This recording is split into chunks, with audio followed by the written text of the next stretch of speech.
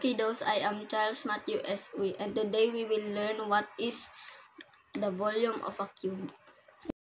Sample number 1. The volume of the cube is S cube. Multiply the given numbers 3 times. Volume equals 10 times 10 times 10. Volume equals 1000 centimeter cube.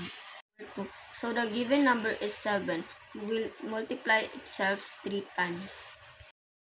Equals 7 times 7 times 7. Volume equals 343 centimeter cube. 3. So the given number is 3. Again, we will multiply itself 3 times. Volume equals 3 times 3 times 3.